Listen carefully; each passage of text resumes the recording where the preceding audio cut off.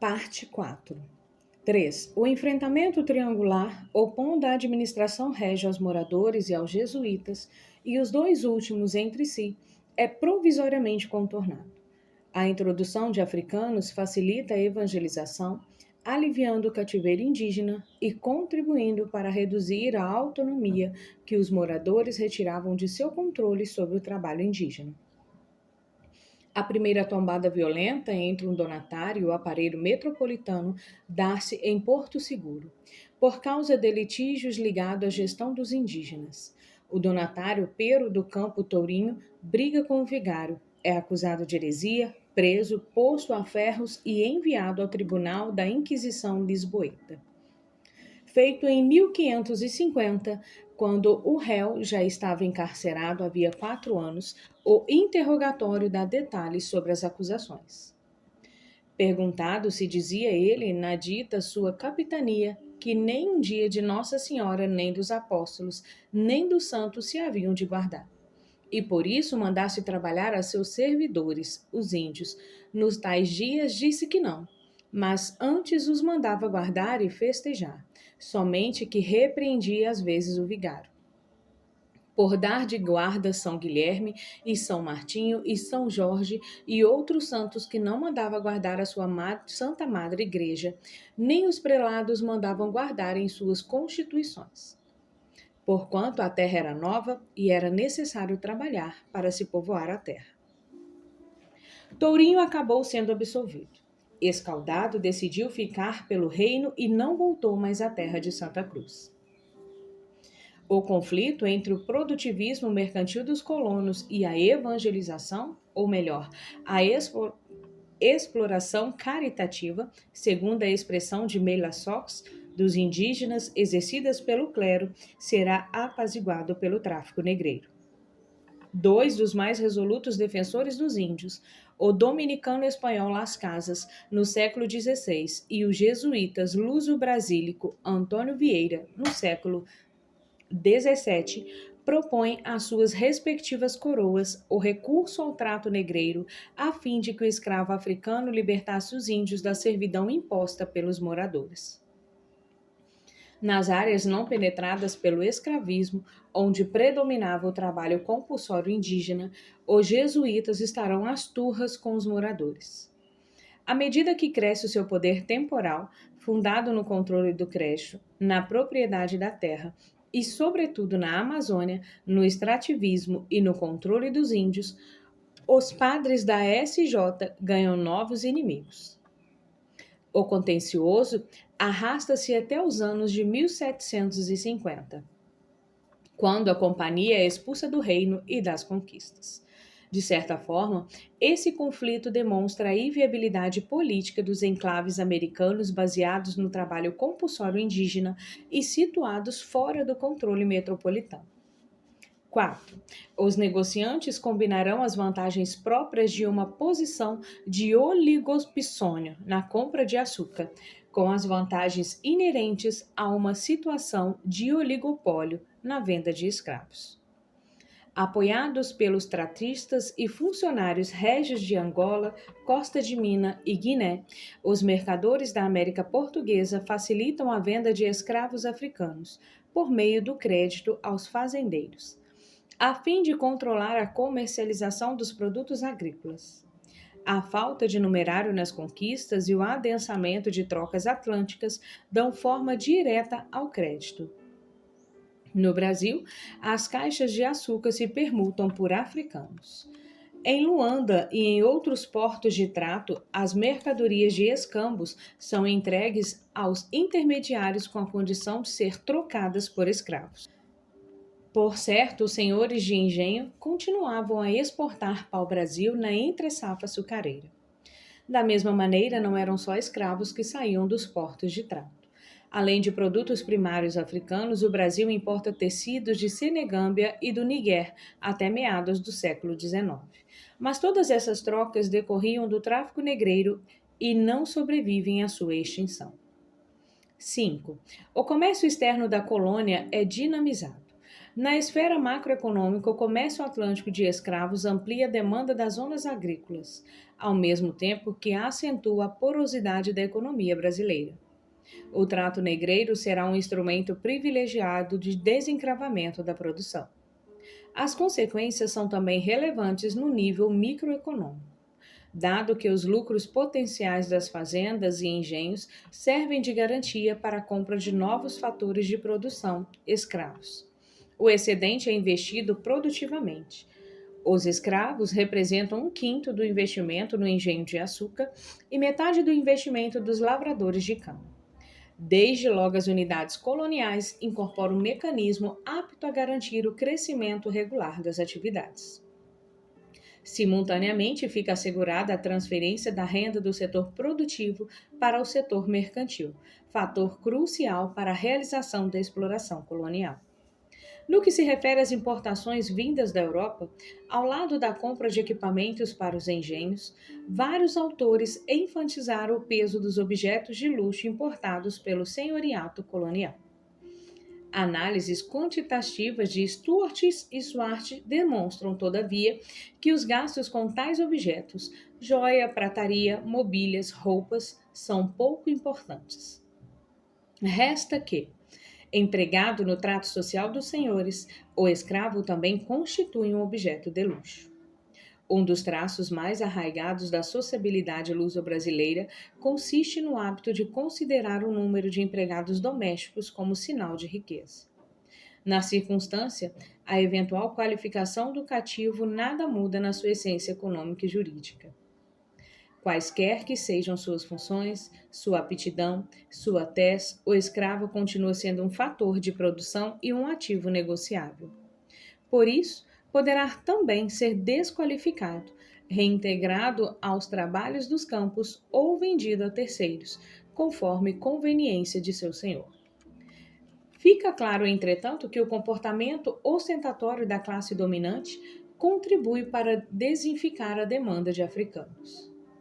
Ao chegar da metrópole, os funcionários régios contraíam os hábitos aparatosos dos moradores, cercando-se de cativos em suas casas.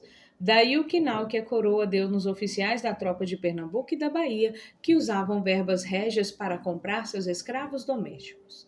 Não costumo sentenciava o rei em 1687. Nem é necessário dar criados a nenhum oficial militar, porque os deve pagar do soldo que lhes dou. Bastante tempo depois, em meados do século XIX, quando a população livre do Rio de Janeiro se impregnava dos costumes difundidos pela Europa burguesa e industrial, Martins Pena põe em cena um jovem granfino fluminense que levava um presente para sua noiva dentro de um grande cesto. E qual era o presente ali enfiado? Um pajem para a moça, um escravo de 7 para 8 anos de tanga azul e carapuça escarnada. 6. No longo prazo, o recurso ao crédito e à compra antecipada de africanos favorece os moradores. Tendo em vista o investimento reinol e europeu canalizado para o negócio negreiro durante o monopólio português sobre o aciento, considerando as dimensões do mercado africano e o sistema náutico do Atlântico Sul, a oferta de escravos africanos se torna mais regular e flexível que a de índios. Além disso, intervêm os efeitos seletivos das circunstâncias envolvendo a captura, as longas marchas até o litoral e as vendas sucessivas de que o escravo é objeto antes de ser embarcado, transportado pelo oceano e vendido na América. Na cadeia de trocas e traumas, os indivíduos frágeis geralmente perenciam, ao passo que os sobreviventes sofriam uma intensa desossocialização. Ao inverso dos índios, cuja mortalidade costumava ser elevada por causa de sua vulnerabilidade ao choque microbiano deflagrado pelos descobrimentos, muitos africanos estavam parcialmente imunizados contra as epidemias predominantes no Mediterrâneo e na zona tropical do continente negro. Na virada do 500, Brandão repara que os índios do Brasil desembarcados em Portugal morrem apressados, porque viam de terra tão sadia, enquanto os asiáticos ou os africanos oriundos de terra doentia lá sobreviviam. A febre amarela, a malária, a mais letal, e a verminose causadora da ancilostomiose, o amarelão, doenças originárias da África Ocidental para quais os africanos daquelas áreas e seus descendentes desenvolviam reação imunitária, contagiava os enclaves da América Portuguesa, gerando ao longo dos séculos XVI e XVII um novo ambiente epidemiológico hostil aos brancos e aos índios. Desde logo, o tráfico negreiro aumenta a morbidade e a mortalidade dos índios livres e cativos, levando os moradores a ampliar a demanda de africanos. Todas essas razões concorrem para facilitar a exploração e o enquadramento social dos escravos estrangeiros. Segue-se um processo de repovoamento colonial e mercantil, fundamentalmente baseado no implante de colonos europeus e de escravos africanos.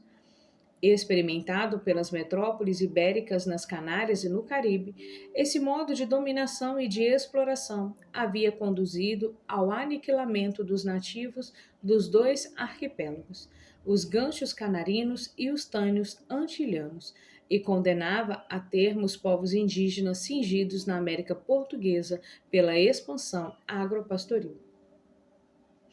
Isso posto é somente no terceiro quartel do século XVII, na sequência da reconquista de Angola em 1648, da captação dos circuitos negreiros lusitanos, até então empreitados pela América Espanhola nos contratos dos assentos e do declínio da população indígena, que o trabalho escravo africano afigura-se irreversível no Brasil.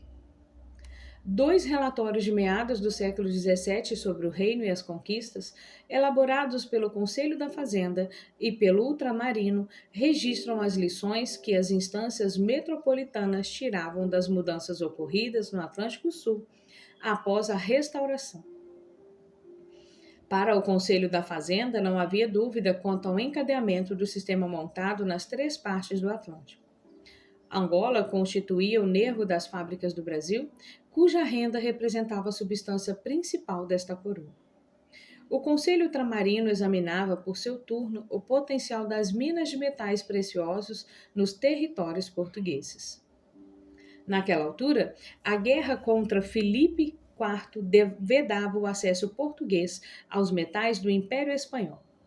Premida pela escassez do ouro e da prata captado pelo comércio externo, a monarquia bragantina aumentava a pressão fiscal no reino, esbarrando na oposição interna à moléstia dos tributos que já havia causado a revolta antifilipina.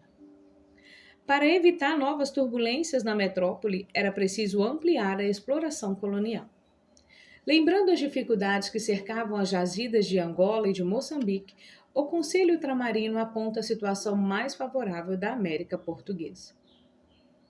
Vizinha do Peru, essa parte do Império Português detinha maiores chances de conter metais preciosos.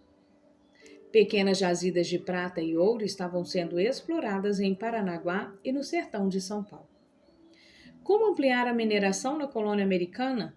Os conselheiros dão como um fato consumado a grande quantidade de índios que hoje estão destruídos. Para eles, não existia reserva de mão de obra indígena para que as minas se planejava entabular nas latitudes brasileiras próximas das de Potosí. Na circunstância, o Conselho entendia que só o trato de escravos de Angola podia conservar o Brasil. Dos 4 conselheiros que assinavam o relatório, 3 tinham vínculos direto com o negócio negreiro. Um deles granjeara grande destaque na corte e na política ultramarina.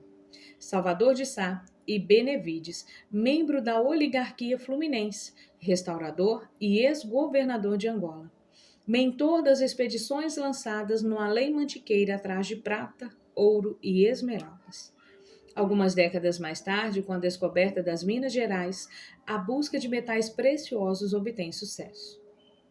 Entretanto, desde meados dos 600, se definia um fator fundamental da evolução do Império e da América Portuguesa: a xenofagia da economia brasileira, isto é, sua propensão a agregar energia humana reproduzida fora de seu espaço produtivo. Característica que se apresenta a um só tempo como resultado da demanda interna do colonato e da pressão dos negreiros no plano da oferta. Nos séculos XVIII e XIX, com o surgimento de uma divisão interregional do trabalho no Brasil, a fome de estrangeiros decorre também da opção geopolítica do governo central, o qual preferia manter o mercado de trabalho desterritorializado a fim de que as diferentes capitanias, depois províncias, não entrassem em competição no mercado de trabalho interno. Demanda e oferta. Qual é o primo mobile?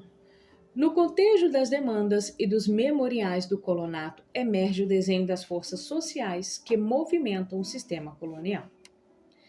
Se é certo que os colonos se queixam da falta de braços desde o século XVII, também é verdadeiro que eles protestam já na mesma época, coisa bem mais surpreendente, como a falta de terras. Terra e trabalho não se apresentam aqui como dados independentes, mas como variáveis que são resultantes das forças motrizes do capitalismo comercial. O esquecimento ou a insuficiente avaliação desse traço essencial da colonização deu aso a confusões de que uma parte da historiografia custa a se desembaraçar. Intencionais ou não intencionais, os efeitos induzidos pelo tráfico negreiro geram a acumulação específica ao capitalismo comercial e à paz lusitana no Atlântico. Mais do que qualquer outro, o trato negreiro é um comércio administrado. Como ficou dito, o controle metropolitano sobre a reprodução da produção americana, ou melhor, a instância política do sistema colonial, tem um papel decisivo na organização econômica do Atlântico. Também ficou patente que o trato de africanos atingia um volume importante e, sobretudo, um alto grau de interação ao mercado atlântico, antes mesmo de estar conectado à agricultura comercial da América Portuguesa. Submetido durante 3 séculos à potência europeia que maneja o maior mercado de africanos, o Brasil converte-se no maior importador de escravos do Novo Mundo, como demonstra escapardamente o gráfico a seguir. Elo perdido de nossa história, esse sistema avassalador de mercantilização de homens impede que se considere o tráfico negreiro como efeito secundário da escravidão. Obriga a distinguir o escravismo luso-brasileiro dos seus congêneres americanos e impõe uma interpretação aterritorial da formação do Brasil. Capítulo 2. Os escravos de Guiné, africanos. O surgimento do trato oceânico intensifica a acumulação de bens e a troca de mercadorias nas sociedades negras. Na África quientista, o fator que, em última instância, favorece o tráfico negreiro é o comércio continental de longo curso. Difundido nas regiões subsaarianas pelo avanço do Islã e os intercâmbios com o Maghreb, embora com menor intensidade que no oeste e no norte do continente, esse modo de permuta também rolava na África Central Ocidental antes dos descobrimentos. Carreiras marítimas europeias reorientam o comércio a longa distância, puxando as trocas terrestres para o movimento da economia mundo. Sempre se enfatizou o papel do escravismo moderno e dos produtos africanos na formação do mercado mundial.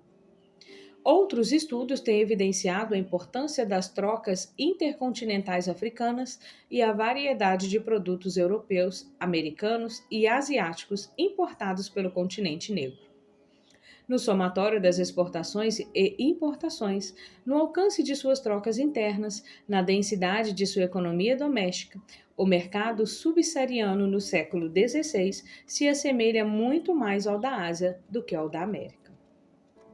A propósito, o dito negócio da China, cunhado em Portugal e designando uma transação muito lucrativa, encontra significação análoga do brasileirismo oitocentista decorrente do trato negreiro. Negócio da costa da mina. Ásia e África, a China e a mina, as duas pontas da economia de circulação portuguesa, fixaram-se no imaginário dos dois países enganjados nessa rede de trocas como sinônimos de negócio muito vantajoso e de pouco risco. Resta que no Oriente, como no continente negro, o trato ultramarino envolvia operações de grande complexidade.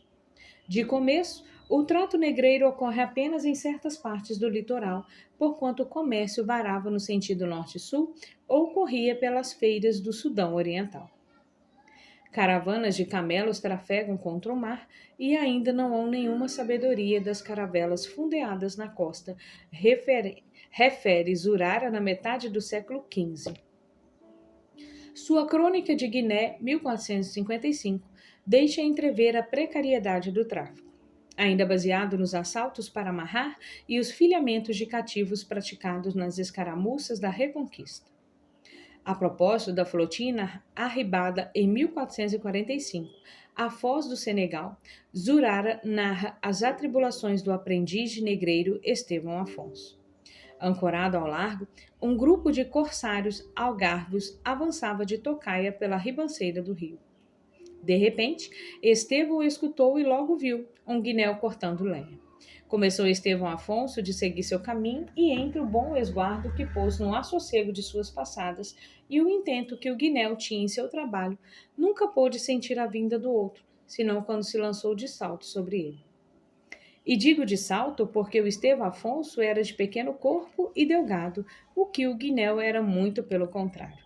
E assim lhe travou o rijo pelos cabelos, que quando o guinéu quis se endireitar, ficou Estevão Afonso pendurado com os pés fora do chão. Meses depois, nas Canárias, noutro lance do gênero, Estevão se atracou com um nativo que pretendia escravizar, se deu mal e acabou sendo morto por ele.